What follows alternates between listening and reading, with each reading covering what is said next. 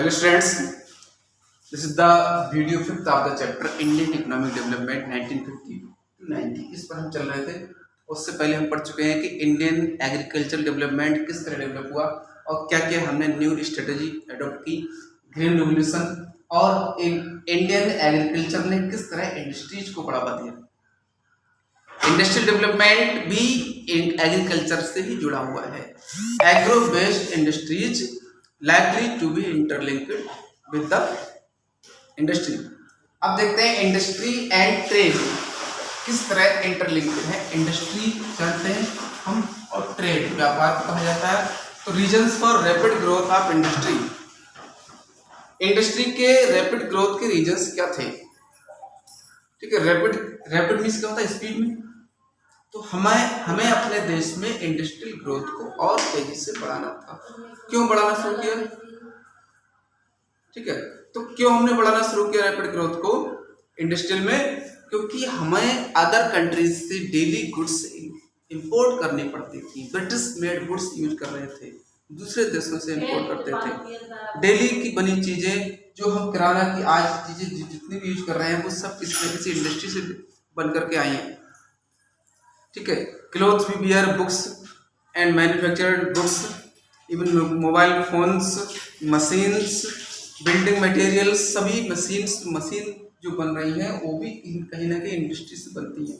तो जिस तरह पॉपुलेशन इंक्रीज हुई, ठीक है, ग्रोइंग पॉपुलेशन, रिक्वायरमेंट भी बढ़ने लगी, तो अलग अलग डिस्कवरीज होनी थी। तो इंडस्ट्रियल डेवलपमेंट एक नेचुरली था। तो ये था रीजंस क्या थे ग्रोथ, इंडस्ट्री में ग्रोथ के रीजंस देखेंगे हम। Productivity of labour is the highest, हमारे देश में लेबर का प्रोडक्शन सबसे हाईएस्ट था। पॉपुलेशन इंक्रीज हो रही थी तो बहुत ही सस्ती लेबर मिल सकती थी और इंडस्ट्रियल ग्रोथ को बढ़ावा मिलना एक जरूरी था। ठीक है, और दूसरा ये था कि जब लेबर हाईएस्ट थी हमारे देश में तो अनएम्प्लॉयमेंट था, बेरोजगारी पहले हुई थी, तो हर किसी को काम चाहिए था, क्योंकि फार्मिंग से काम पूरे साल भर नहीं मिलता। एग्रीकल्चर सेक्टर में देखिए लगभग 6 मंथ वर्क होता है, पूरे ईयर में 6 मंथ पर्सन फ्री रहता है। तो इंडस्ट्रियल सेक्टर ने इनको इंगेज किया और highest productive human capital formation हुआ। अब देखते हैं मॉडर्नाइजेशन ऑफ इकोनॉमी। इंडस्ट्री को प्रोडक्शन जरूरी इसलिए हो गया क्योंकि इकोनॉमी को मॉडर्नाइजेशन करना था। हमें दूसरे कंट्रीज से कंपेयर करके अपने देश की इकोनॉमी को डेवलप करना, ग्रोथ रेट बढ़ाना, जीडीपी को इंक्रीज करना एक टारगेट बना। ठीक है, pressure on land was reduced, तो जमीन पर प्रेशर था पॉपुलेशन का उसको कम करना। ठीक है, लैंड होल्डिंग्स में जितने भी वर्कर्स इन्वॉल्व होते थे उन वर्कर्स को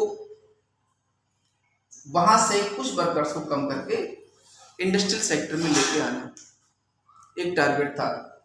फिर देखें pressure on land was reduced, तो जमीन पर प्रेशर कम किया गया। डेवलपमेंट अदर सेक्टर्स, अब ये इंडस्ट्रियल सेक्टर्स के डेवलपमेंट से दूसरे सेक्टर्स का डेवलपमेंट भी जुड़ा हुआ है। तो वो सेक्टर देखिए कौन कौन से हैं। देखिए यहाँ पर आप पहले पढ़ चुके थे, देखिए प्राइमरी सेक्टर सभी जानते होंगे, primary, secondary and tertiary sector. ये तीनों सेक्टर्स हमेशा से मैं आपको एक्सप्लेन करता आया हूं। तो ये हमारा जो प्राइमरी सेक्टर एग्रीकल्चर निकल चुका है, अब इस पर हम चलना है सेकेंडरी सेक्टर्स पर। इंडस्ट्रियल सेक्टर, इंडस्ट्रीज का डेवलपमेंट सेकेंडरी सेक्टर कहलाता है। और इन दोनों की हेल्प करने वाला, दोनों से जुड़ा हुआ जो सेक्टर है वो कौन सा है? टर्शियरी सेक्टर है, सर्विस सेक्टर्स, जिसमें सर्विसेज आती हैं, टीचर्स, फाइनेंस, बैंकिंग, ट्रांसपोर्ट, वो सभी टर्शियरी सेक्टर में आते हैं। ये तीनों इंटरलिंक्ड हैं, कोई किसी से अलग नहीं है। ठीक है, अब गवर्नमेंट सेटअप क्या रहा? गवर्नमेंट सेटअप ये था। और इंडियन इंडस्ट्रीज क्या क्या कमी से जूझ रही थी? लैक ऑफ कैपिटल,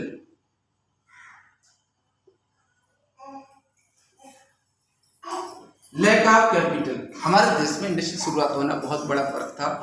हमने बेस क्या लिया? ब्रिटिश इंडस्ट्रीज के आधार पर काम शुरू कर दिया था, जो अंग्रेज अपनी फैक्ट्रियां चलाते थे। और अपनी फैक्ट्री चलाने के लिए हमारे इंडिया में कैपिटल की बहुत बड़ी कमी थी, lack of capital. Capital means क्या होता है? पूंजी। कैपिटल कई तरह हो सके, फिजिकल कैपिटल और ह्यूमन कैपिटल। ठीक है। मार्केट, तो डोमेस्टिक मार्केट जो था हमारे देश का बहुत ही कम था, टू स्मॉल। इंडिया में जो गुड्स मैन्युफैक्चर होंगी तो यहाँ पर बेच करके प्रॉफिट कमाना मुश्किल था, अदर कंट्रीज में उसको भेजना जरूरी था, तभी तो प्रॉफिट हो सकता था। तो इंडियन मार्केट बहुत छोटा था इस प्रोडक्शन के लिए। ठीक है। सोशलिस्टिक रिफॉर्म,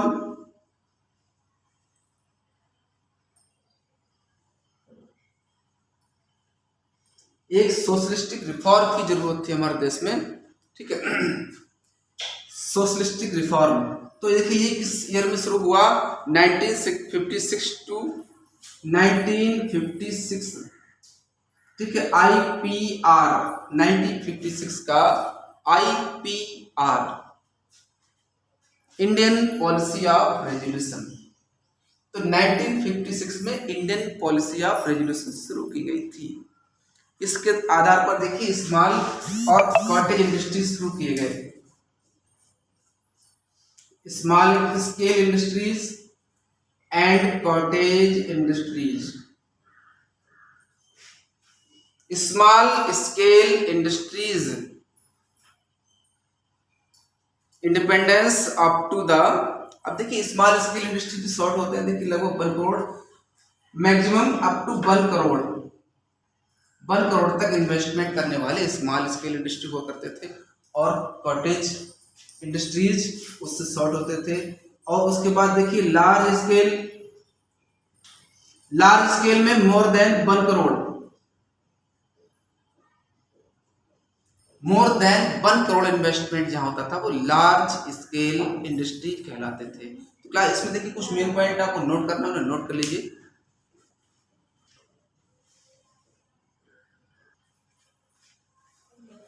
तो क्लास आगे देखेंगे हम इंडियन इंडस्ट्रियल डेवलपमेंट का असेसमेंट ऑफ इंडस्ट्रियल डेवलपमेंट 1950 से 90 के बीच कैसे हम असेस किया गया था इस इंडस्ट्रियल डेवलपमेंट को। एटलीस्ट द रनिंग 40 ईयर्स, ये 1950 से 90 के बीच कितने ईयर्स हो जाते हैं, 40 साल का डेवलपमेंट रहा। तो ओवरऑल 40 ईयर्स में इंडस्ट्रियल सेक्टर का एवरेज जो ग्रोथ रेट रहा था वो 6.2% रहा, 6.2%। और प्राइमरी सेक्टर का जो एग्रीकल्चर सेक्टर है इसका देखिए लगभग 54% ग्रोथ रेट। इंडस्ट्रियल सेक्टर केवल 6.2% ही जीडीपी का रेट इंक्रीज कर पाया। आज की कंडीशन बहुत ही चेंज है एकदम। सबसे टॉप मोस्ट डेवलप करने वाला सेक्टर क्या है, सर्विस सेक्टर, जो इसने प्राइमरी सेक्टर की जगह ले ली है। प्राइमरी सेक्टर जो 54 हुआ करता था, आज 54 के आसपास सर्विस सेक्टर जाता है, जो सबसे ज्यादा ग्रोथ गेन कर रहा है। जीडीपी में सबसे बड़ा कंट्रीब्यूशन इस सर्विस सेक्टर का ही है। सर्विस सेक्टर में कौन कौन से डिपार्टमेंट आते हैं, क्या आते हैं, वो आप जानते होंगे, नहीं पता तो कुछ सर्च करेंगे। लेकिन उस समय इंडस्ट्रियल सेक्टर टॉप पर था और एवरेज रेट ग्रोथ क्या रहा, 6.2%, इतना कम था केवल इन 40 सालों में। ठीक है। अब 2006-07 की बात करें तो 7.6% था। 15 और 16 में 15-16 और 17-18 ये दोनों का मिला करके देखिए 8.6% क्या था रेट। यानी कि इंडस्ट्रियल सेक्टर है हमने इतनी प्रोग्रेस की थी ओनली। ठीक है। Except the 54% of agricultural sector. तो इसमें सबसे ज्यादा रोल किसका रहा, पब्लिक सेक्टर का। Public sector had played a key role in developing the industries. तो इंडस्ट्रीज को डेवलप करने का पब्लिक सेक्टर का एक की रोल रहा था। तो ओवरऑल इस चैप्टर हमने क्या पढ़ा, 1950 से 90 के बीच इन 40 सालों का डेवलपमेंट। तो एग्रीकल्चर एक बेस रहा हमारे देश का, उसके बाद एग्रीकल्चर बेस पर इंडस्ट्रियल डेवलपमेंट, और इंडस्ट्रियल डेवलपमेंट में सबसे ज्यादा रोल पब्लिक सेक्टर का रहा।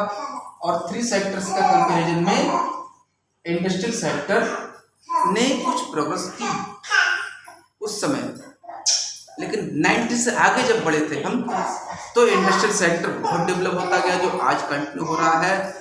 वर्किंग पॉपुलेशन प्राइमरी सेक्टर ने एग्रीकल्चर से निकल करके वो कहाँ जा रहा है, सर्विस सेक्टर में या इंडस्ट्रियल सेक्टर में।